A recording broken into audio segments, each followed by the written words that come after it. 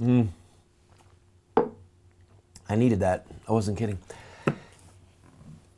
The Good Samaritan provides a good backdrop for looking at setting priorities. Many of us have sat in seminars over the years and gathered a lot of good data and had some jarring come to the altar, come to Jesus moments, focusing on priorities. And a lot of the teachings go something like this. Your first priority is your relationship with God. Next is your relationship with your immediate family. Next would be your job, providing for your family. Next would be your life with your church. Next might be hobbies or activism in the community.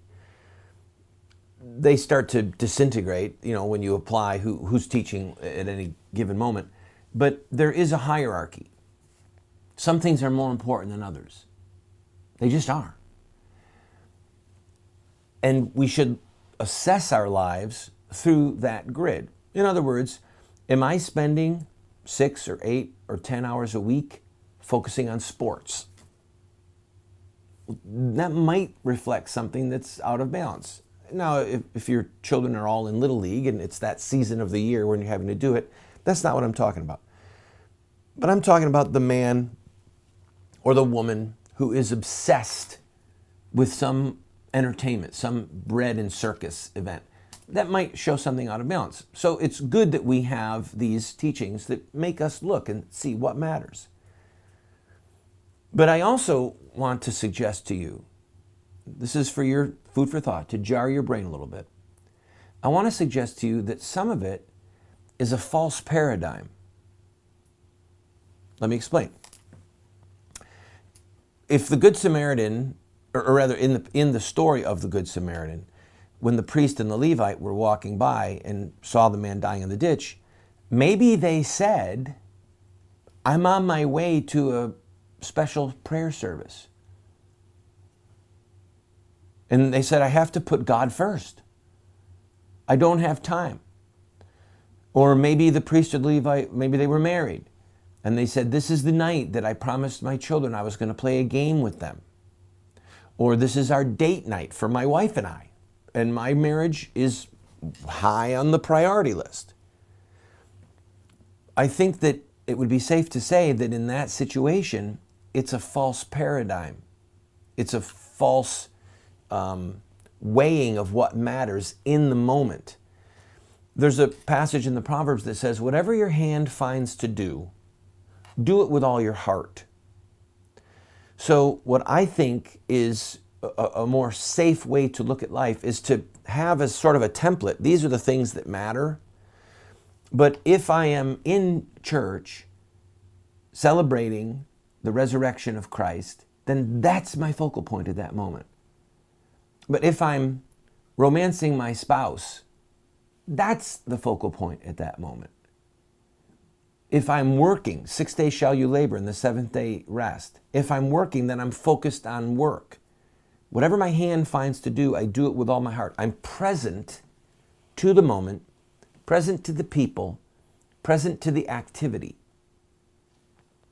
However, having said that, there come moments, times, some of them are very short windows, some of them are a little bit longer, when some overarching priority takes precedence and causes us to have to sacrifice.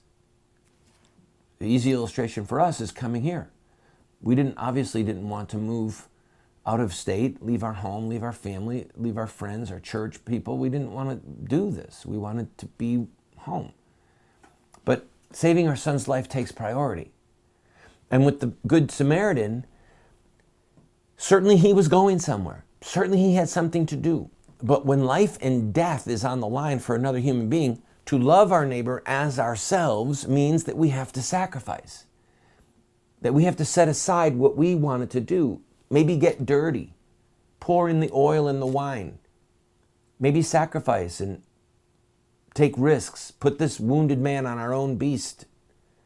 Take him to the inn. Take money out of our pocket. Give it to the innkeeper.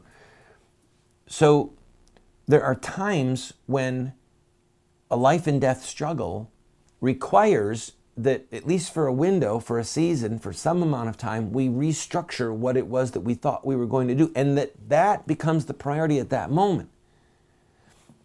I want to use this principle as we discuss time management and the death of our culture. America is in a ditch, all right? As I've focused on the news for the last 3 days, I've become very alarmed. There's just so many bad things happening. There really are. And we're in a pickle, people. America is in a ditch. We're dying. And it's going to require the restructuring of some of our time in the framework of the priority of working out our salvation with fear and trembling. I'll be right back. This is the Voice of Resistance.